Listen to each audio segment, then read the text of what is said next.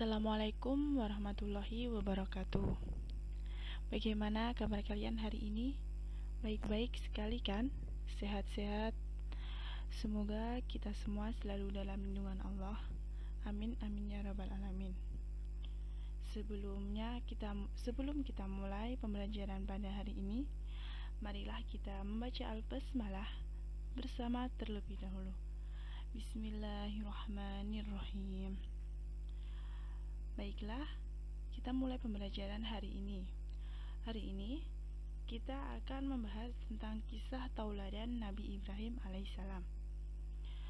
Pasti kalian pernah mendengar atau pernah diceritakan oleh guru-guru kalian yang terdahulu tentang kisah-kisah para nabi kan?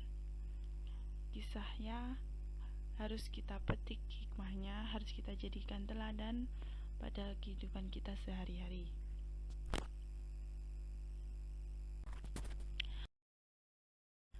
Baik, yang pertama kita akan membahas tentang biografi Nabi Ibrahim alaihissalam.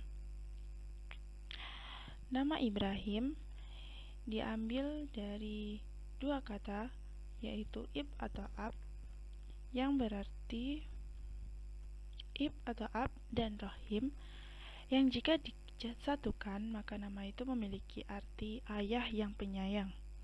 Dalam Alkitab dijelaskan bahwa nama asli Ibrahim atau Abraham adalah Abram.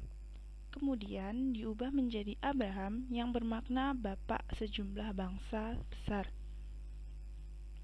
Lalu, Nabi Ibrahim dilahirkan pada sebuah tempat yang bernama Padan Aram dalam kerajaan Babylon yang diperintah oleh Raja Namrud bin Kan'an. Ayah Nabi Ibrahim bernama Azar Tarih bin Tahur bin Syaruj bin Raubin Falid bin Abir bin Shalih bin Arfashad bin Syam bin Nuh alaihissalam. Nabi Ibrahim memiliki dua orang anak dan seorang cucu yang menjadi nabi, yaitu anaknya bernama Nabi Ismail dan Nabi Ishak, dan cucunya yang bernama Nabi Yakub.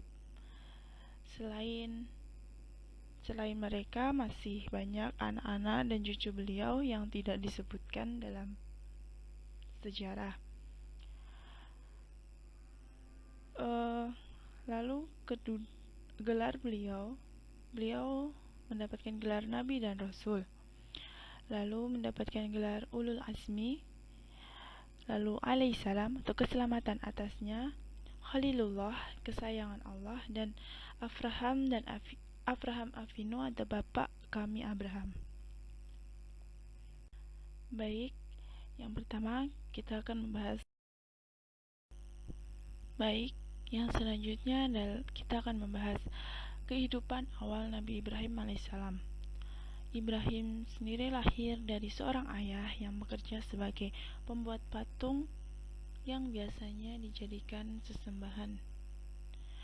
Sangat mungkin kepercayaan yang dianut masyarakat kala itu adalah agama Mesopotamia kuno yang menyembah banyak dewa-dewi atau bahkan pemuja benda-benda langit seperti bulan, bintang, matahari, dan patung-patung yang digunakan untuk ritual merupakan perlambang dari benda-benda langit tersebut, sebagaimana berhala-berhala yang disembah oleh kaum Nuh atau perlambang dari orang-orang saleh yang telah meninggal.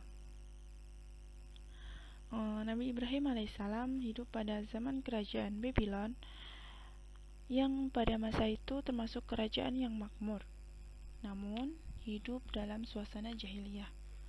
Mereka menyembah benda-benda sebagai tuhannya. Di masa Nabi Ibrahim, manusia terbagi menjadi 3 kelompok. Kelompok pertama menyembah patung-patung yang terbuat dari kayu dan batu.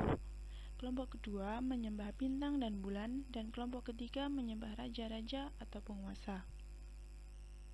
Dalam suasana yang demikianlah, Nabi Ibrahim dilahirkan dari keluarga yang mempunyai keahlian membuat patung atau berhala. Semasa remajanya, Nabi Ibrahim sering diperintah untuk menjajakan patung-patung buatannya. Namun, karena iman dan tauhid yang telah diilhamkan oleh Allah Subhanahu wa taala kepadanya, ia tidak bersemangat untuk menjajakan barang-barang tersebut. Bahkan sewaktu kecil, Ibrahim sering melihat ayahnya membuat patung-patung tersebut, lalu dia berusaha mencari kebenaran agama yang dianut oleh keluarganya itu. Ibrahim mulai pada masa berdakwah, Ibrahim mulai memberikan pengarahan kepada kaumnya bahwa ada pencipta langit dan bumi. Argumentasi Ibrahim mampu memunculkan kebenaran, tetapi mereka menentang Nabi Ibrahim dan mulai mendebatnya, bahkan mengancamnya. Nabi Ibrahim terus melanjutkan penentangan pada penyembahan berhala tersebut. Tentu saja ini pergelutan dan pertentangan antara beliau dan kaumnya semakin tajam dan semakin meluas. Beban yang paling berat adalah saat beliau harus berhadapan dengan ayahnya. Nabi Ibrahim keluar untuk berdakwah kepada kaumnya. Bahkan sang ayah mengusir Nabi Ibrahim untuk tidak bertemu dengannya dalam waktu yang lama. Baik, yang selanjutnya adalah kita akan membahas kehidupan awal Nabi Ibrahim. Yang selanjutnya adalah kisah Nabi Ibrahim alaihissalam. Yang pertama adalah menghancurkan berhala-berhala.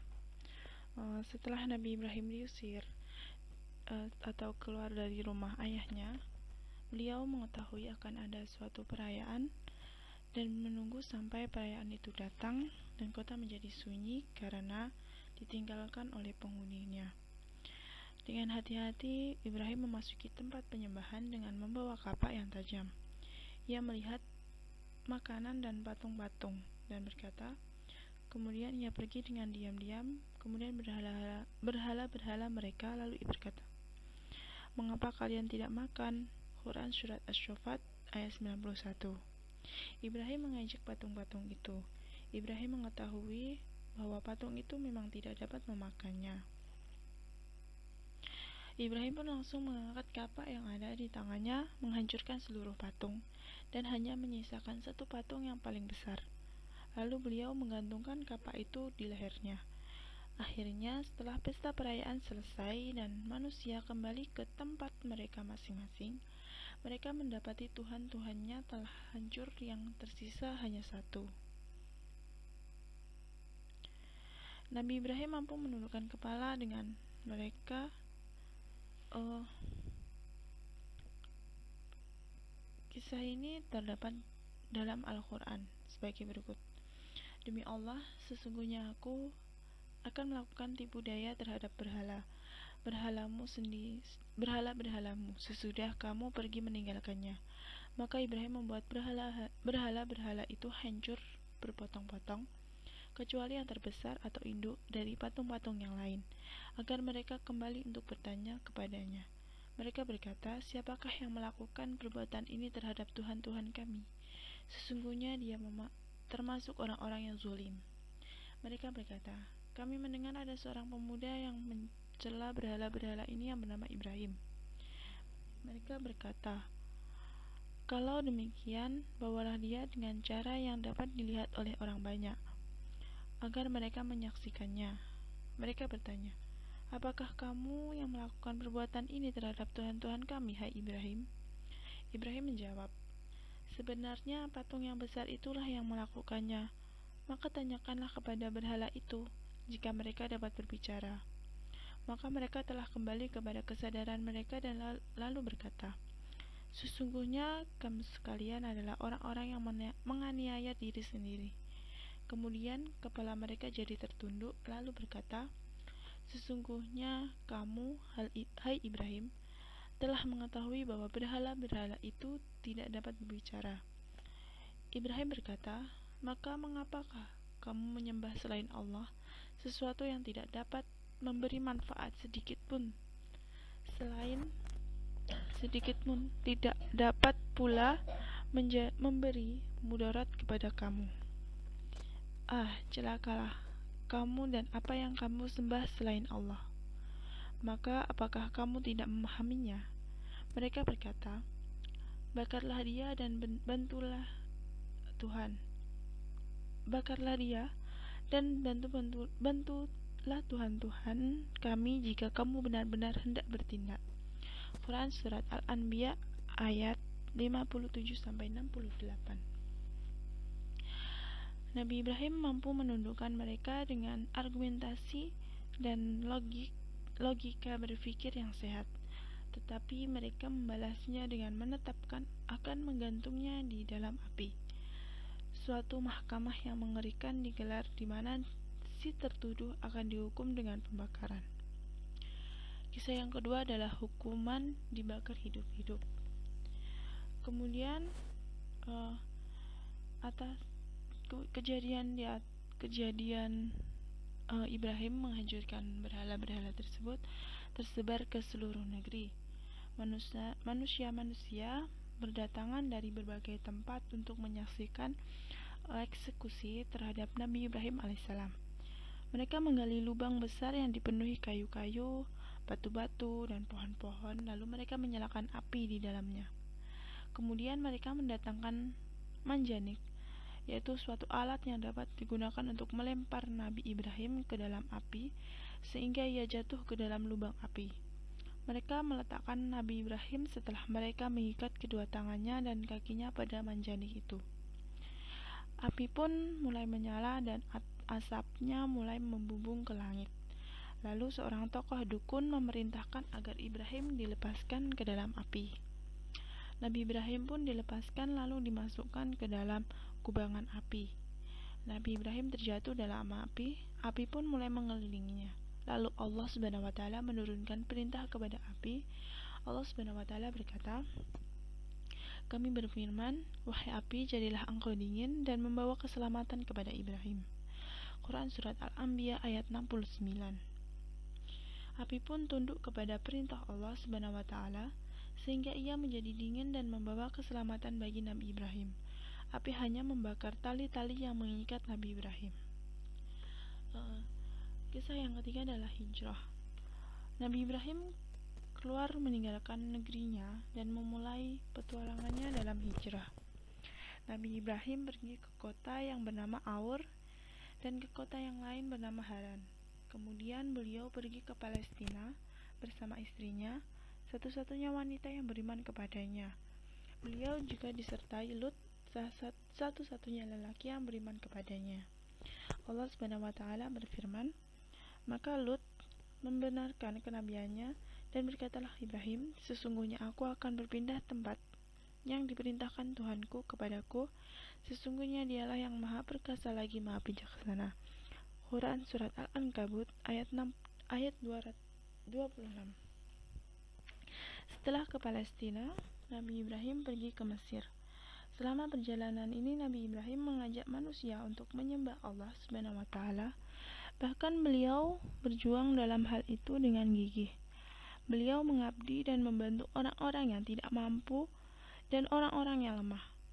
Beliau menegakkan keadilan di tengah-tengah manusia yang menunjukkan kepada mereka jalan yang benar. Istri Nabi Ibrahim, Sarah, tidak melahirkan atau tidak bisa memiliki anak. Lalu Raja Mesir memberikan seorang pembantu dari Mesir yang dapat membantunya. Nabi Ibrahim telah menjadi tua. Saat itu beliau menggunakan usianya hanya untuk berdakwah di jalan Allah Subhanahu wa taala. Sarah berpikir bahwa ia dan Nabi Ibrahim tidak akan mempunyai anak. Lalu ia berpikir bagaimana seandainya wanita yang membantunya itu dapat menjadi istri kedua dari suaminya. Wanita Mesir itu bernama Hajar. Akhirnya Sarah menikahkan Nabi Ibrahim dengan Hajar. Kemudian Hajar melahirkan anaknya yang pertama yang dinamakan oleh ayahnya dengan nama Ismail. Nabi Ibrahim saat itu menginjak usia yang sangat tua ketika Hajar melahirkan anak pertamanya Ismail. Setelah Ismail dewasa, ia membantu ayahnya untuk membangun Baitullah atau Ka'bah sebagai pusat penyembahan kepada Allah Subhanahu wa taala. Ka'bah itu akhirnya menjadi kiblat orang-orang beriman orang-orang beriman setelah termasuk kaum muslimin sekarang. Di dalam ibadah haji, seorang muslim pun diperintahkan untuk tawaf mengelilingi Ka'bah sebanyak 7 kali. Hal itu pun terdapat dalam surat Al-Baqarah. Dan kisah yang selanjutnya adalah Siti Hajar dan Ismail.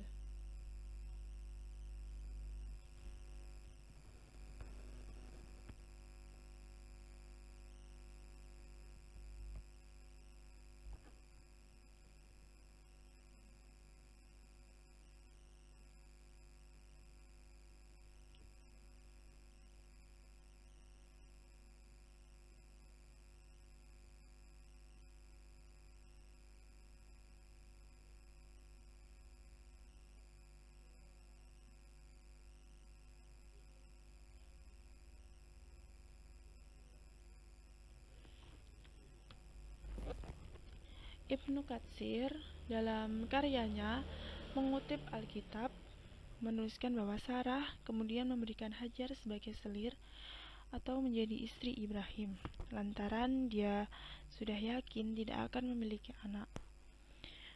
Namun setelah mengandung, Hajar menjadi merasa lebih mulia dari Sarah, dan itu membuat marah Sarah sehingga dia memberi hukuman yang berat kepada Hajar.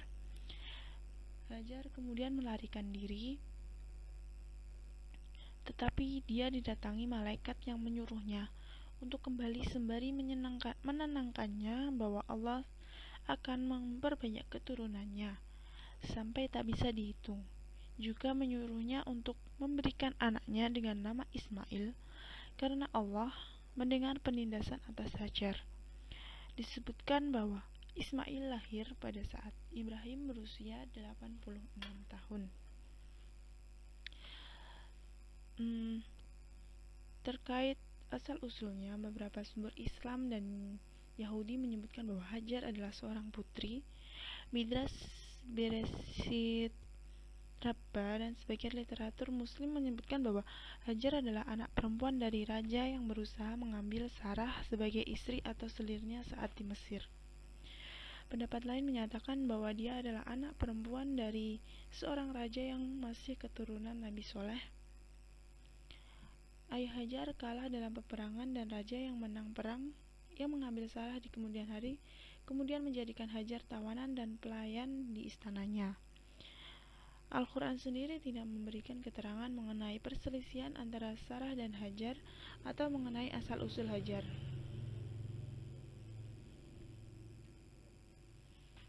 Dalam sebuah riwayat hadis diterangkan bahwa Ibrahim mendapat perintah untuk mengungsikan Hajar dan Ismail dari Syam dan menempatkan mereka di tengah padang pasir tak berpenghuni. Saat Ibrahim beranjak pergi, Hajar membuntutinya dan bertanya, "Wahai Ibrahim, engkau hendak kemana? Apakah kamu akan meninggalkan kami di lembah yang tidak ada seorang manusia dan tidak ada sesuatu tanaman pun ini?" Namun Ibrahim tetap tidak menjawab meski Hajar bertanya berkali-kali. Setelahnya, Hajar mengganti pertanyaannya, "Apakah Allah yang memerintahkanmu melakukan semua ini?" Barulah Ibrahim memberi jawaban, "Iya." Hajar kemudian membalas, "Jika demikian, Allah tidak akan menelantarkan kami." Allah kemudian memunculkan mata air Zam-Zam di tempat Hajar dan Ismail berdiam. Kemudian beberapa bangsa Arab dari suku Jurhum datang dan ikut mendiami tempat tersebut.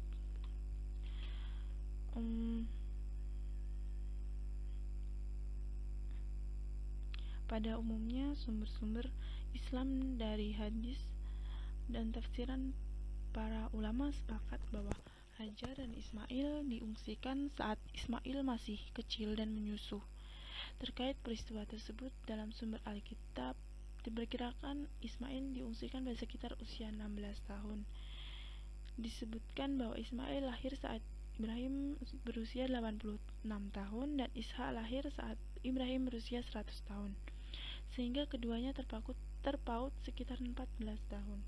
Hajar dan Ismail kemudian pergi dari Syam saat sudah tumbuh sampai usia disapi, dan disebutkan bahwa Hajar menggendong perbekalan berikut Ismail di bahunya sampai padang gurun. Saat kehabisan air, Hajar digambarkan membuang anaknya di semak-semak sambil menangis karena tidak tahan melihat Ismail mati. Saat pandangan Hajar dibukakan Allah, dia melihat sumur dan langsung memenuhi wadahnya dengan air sumur tersebut, kemudian meminumkannya pada Ismail.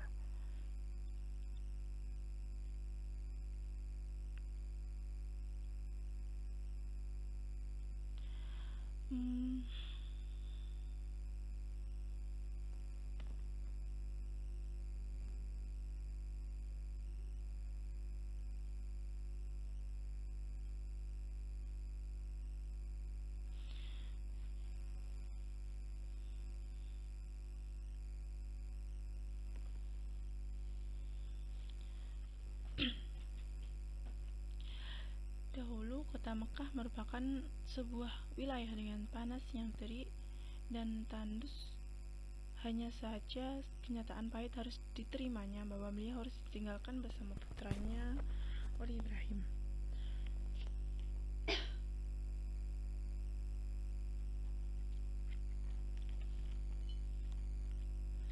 Keyakinan kepada Allah Subhanahu wa Ta'ala yang membuat mereka dapat bertahan dan memenuhi segala perintahnya.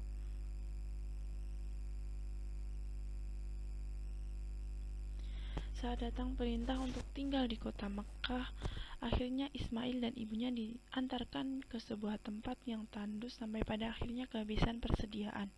Siti Hajar kebingungan karena tidak bisa menyusui putranya sehingga membuatnya kebingungan.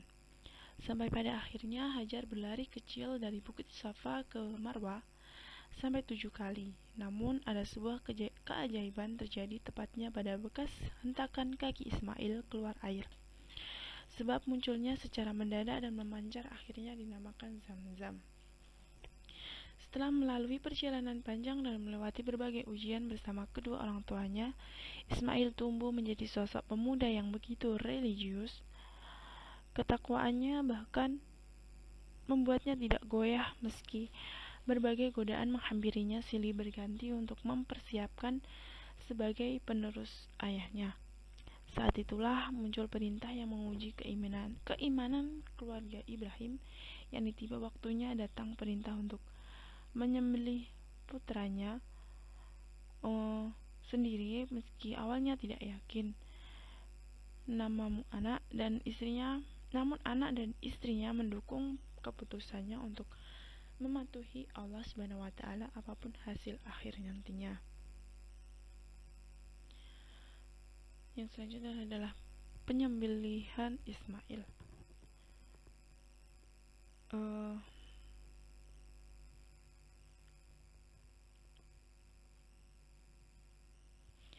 Dalam surah As-Saffat disebutkan bahwa dalam mimpi Ibrahim melihat dirinya menyembelih putranya, dan hal ini ditafsirkan sebagai wahyu. Dia berdiskusi dengan putranya dan memintanya memikirkan masalah tersebut.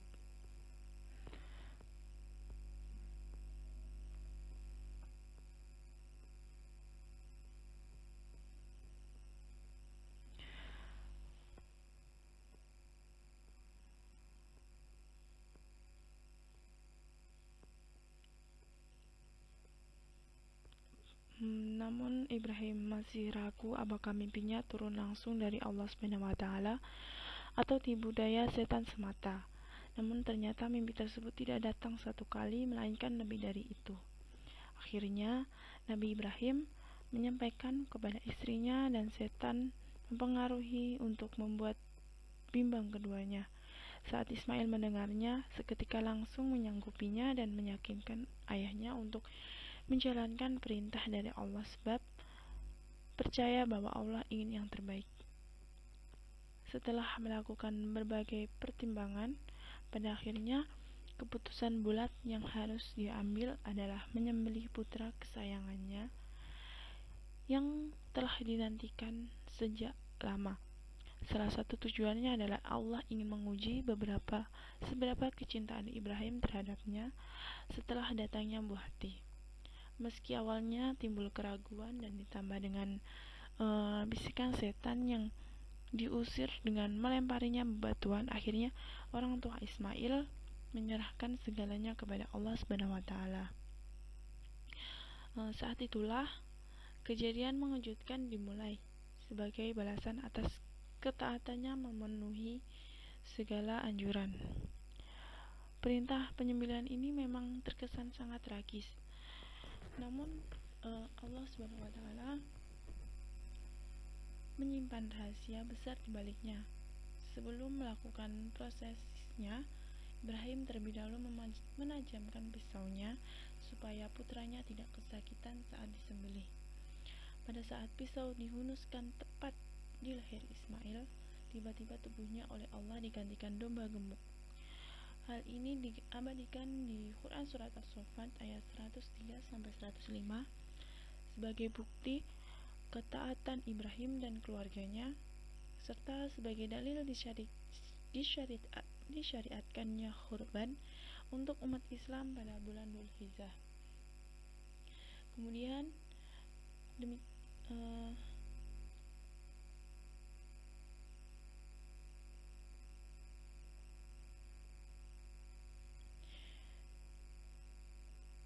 yang selanjutnya adalah Ka'bah dan Haji.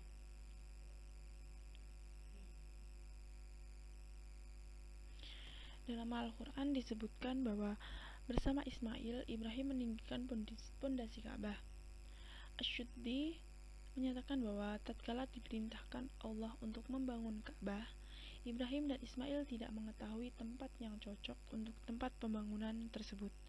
Allah mengutus angin yang menyapu segala hal yang ada di sekitar tempat yang akan dibangun Ka'bah. Saat Ka'bah sudah mulai tinggi, Ibrahim menggunakan batu pijakan agar dapat menggapai bagian atas Ka'bah. Batu pijakan tersebut kemudian disebut Maqam Ibrahim, dan di sana terdapat bekas pijakan kaki Ibrahim. Pada masa Umar bin Khattab, Maqam Ibrahim yang awalnya menempel ke dinding Ka'bah kemudian digeser menjauh dari dinding agar tidak menghalangi orang yang sedang tawaf. Tatkala pondasinya telah sempurna, Ibrahim memerintahkan Ismail untuk mencari batu untuk diletakkan di sudut Ka'bah. Namun, sebelum Ismail tiba, malaikat Jibril membawakan batu tersebut. Batu tersebut adalah Hajar Aswad. Setelah usai, Ibrahim kemudian diperintahkan menyuruh manusia untuk melaksanakan ibadah haji dan mengajarkan tata caranya. Haji tetap terus dijalankan setelah Ibrahim dan Ismail wafat. Menurut sejarawan Marcel Hodgson, umat Kristen Arab juga melaksanakan haji pada masa pra-Islam. Saat bangsa Arab perlahan mulai jatuh dalam kemusyrikan, ibadah haji masih bertahan, tetapi tercampuri ritual pengagungan pada berhala-berhala, dan di sekitar Ka'bah didirikan banyak berhala. Pada masa Nabi Muhammad, ibadah haji kemudian dikembalikan untuk pengagungan Allah semata sebagaimana pada masa Ibrahim, dan berhala-berhala di sekitar Ka'bah dihancurkan.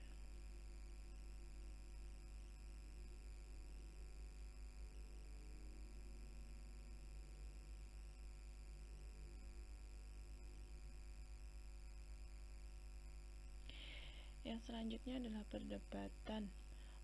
Al-Quran mengisahkan mengenai perdebatan mengenai Tuhan antara Ibrahim dengan orang kafir, yaitu Raja Namrud. Ibrahim mengatakan, Tuhanku ialah yang menghidupkan dan mematikan. Lalu orang kafir tersebut membalas, aku juga bisa menghidupkan dan mematikan. Maksud dari jawabannya adalah dia membunuh seseorang dan memberikan ampunan kepada orang lain. Ibrahim kemudian melanjutkan, Allah menerbitkan matahari dari timur, maka terbitkanlah ia dari barat. Maka orang kafir tersebut kebingungan dan tidak dapat menjawab balik Ibrahim. Asyuti menjelaskan bahwa perdebatan ini terjadi setelah peristiwa pembakaran Ibrahim.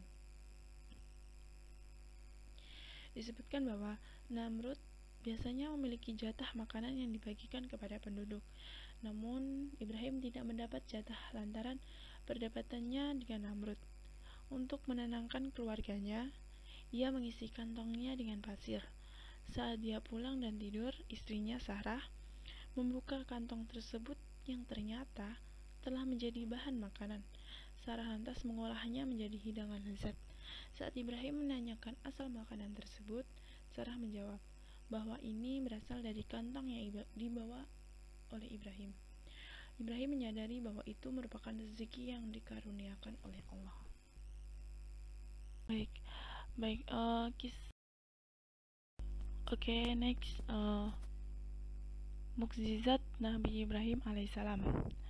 Yang pertama adalah menghidupkan makhluk atau terutama hewan yang telah mati.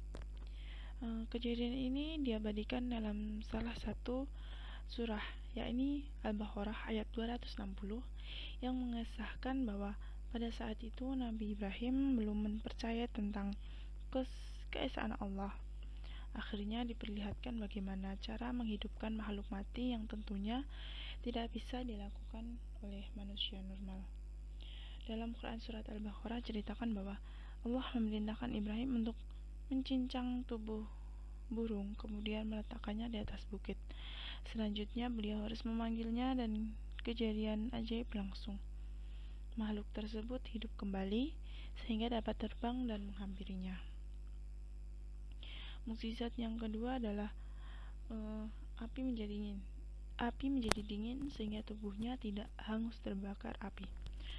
Keberanian Nabi Ibrahim menentang Namrud membuat raja itu murka karena selain takut ramalan di masa lalunya terwujud, juga pengikutnya semakin berkurang.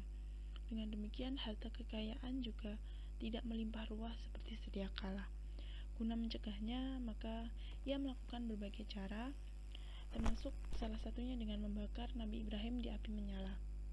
Fakta mengejutkannya, ternyata tubuh Nabi Ibrahim tidak tersentuh api sama sekali, bahkan dikatakan rasanya dingin. Kejadian ini diabadikan dalam Quran surat Al-Anbiya ayat 69 yang sekarang sering dijadikan sebagai salah satu ayat ruqyah. Yang episode mukjizat selanjutnya adalah dapat keluar air susu dari ibu jarinya. Masih berkenaan dengan cerita mengenai kelahirannya, meski tinggal di gua sendirian yang sepi dan jauh dari kampung, namun ternyata Allah melindunginya. Pada saat ibunya menjenguk, ternyata Ibrahim kecil sedang menghisap susu dari ibu jarinya, sehingga kebutuhan makanannya terpenuhi. Anehnya lagi, bagian wajahnya terlihat bercahaya tepatnya di kening. Saat itulah ibunya mulai berpikir betapa spesial putranya. Kemuliaan yang Allah berikan tentu khusus untuk hambanya yang nantinya akan menyebarluaskan dinul haq dan ajaran mengenai keesaan. Mukjizat selanjutnya adalah dapat mengeluarkan madu dari jarinya. Saat masih kecil, Ibrahim ditinggal oleh ibunya di dalam gua sendirian karena menghindari terjadinya pertumpahan darah. Ibunya pun mengunjungi tidak sering, namun anehnya dari jari putranya dapat mengeluarkan madu, sedangkan bagian lain terdapat keju sehingga nutrisi tetap terpenuhi.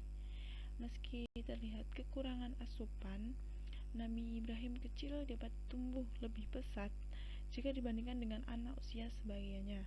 Bahkan ketika keluar gua, usianya sudah terlihat layaknya 12 tahun. Keajaiban ini tidak dimiliki semua nabi karena Allah menurunkan keajaiban sesuai kebutuhan.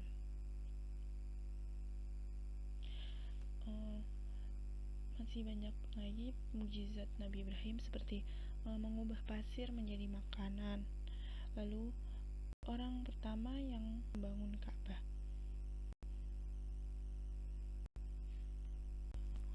Next, mukjizat. Baik, terima kasih sudah mendengarkan materi dari saya. Bila ada kesulitan atau ada pertanyaan-pertanyaan dari penjelasan saya tadi, bisa ditanyakan.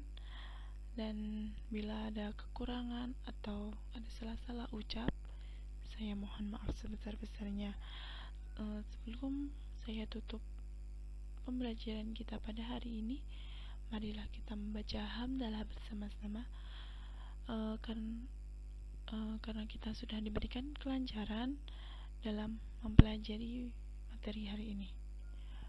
Mari kita membaca hamdalah bersama-sama. Alhamdulillahirrabbilalamin. Baik, terima kasih. Saya tutup pembelajaran hari ini. Sekian dari saya. Wallahul muwaffiq ila aqwamit thoriq. Wassalamualaikum warahmatullahi wabarakatuh. Baik.